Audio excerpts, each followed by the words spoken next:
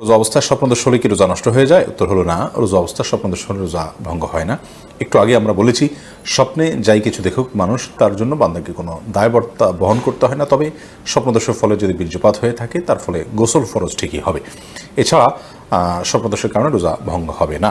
এরপরে প্রশ্ন হলো, রোজা অবস্থা রক্তদান করলে কি রোজা ভেঙে যাবে? শরীর থেকে কোনো কিছু বের হলে নাকি রোজা ভেঙে যায়? রোজা অবস্থা রক্তদান করলে রোজা ভাঙবে না, আর শরীর থেকে কোনো কিছু বের হলেও রোজা ভাঙবে না।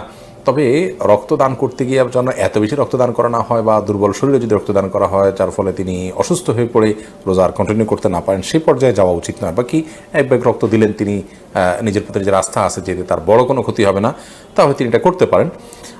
অর্থাৎ এর ফলে তিনি রোজা ভেঙে ফেলতে হবে এরকম দুর্বল হবেন না, তিনি জানেন, তাহলে সেক্ষেত্রে রোজা দেওয়াটা এটা রোজা ভঙ্গের কোনো কারণ নয়।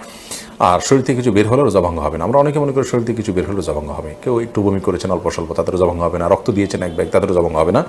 তবে ইচ্ছাকৃত বমি করলে সেটি রোজা ভঙ্গের কারণ হবে। মূলত শরীরে কোনো কিছু প্রবেশ করলে, শরীরেও না, পাকস্থলীতে, পেটে খাদ্যের কাজ দেয়, এরকম কোনো কিছু হলে সেটি রোজা ভঙ্গের কারণ হবে।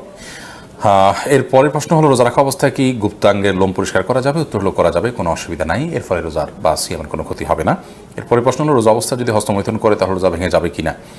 ভেঙে গেলে যদি সাথে সাথে ফরজ গোসল করে পুনরায় রোজার নিয়ত করে তাহলে কি রোজা হবে? না, এর ফলে রোজা আর জোড়া লাগবে না। হস্তমৈথুন করে বীর্যপাত যদি কেউ করে তার ফলে রোজা ভেঙে যাবে। এই রোজা তাকে পরবর্তীতে রেখে দিতে হবে, এবং এই রোজার ভাঙার ফলে তাকে কাফারাও আদায় করতে হবে। অর্থাৎ একটি রোজার কারণে তার একটা রোজা তো কাজা করতেই হবে, সাথে আরও 60টা রোজার টানা ধারাবাহিকভাবে বিরতিহীনভাবে রেখে দিতে হবে। এটি তার জন্য একরকম শাস্তি, এবং এটি জঘন্য অপরাধ বটে, যার কারণে আল্লাহ মাফ করুক। এ ধরনের অপরাধ থেকে আল্লাহ তাআলা হেফাজত করুন, এবং এই ধরনের অপরাধ থেকে আমাদেরকে বেঁচে থাকার মতো ইমানের শক্তি, তাকওয়া আল্লাহ তাআলা আমাদেরকে দান করুন।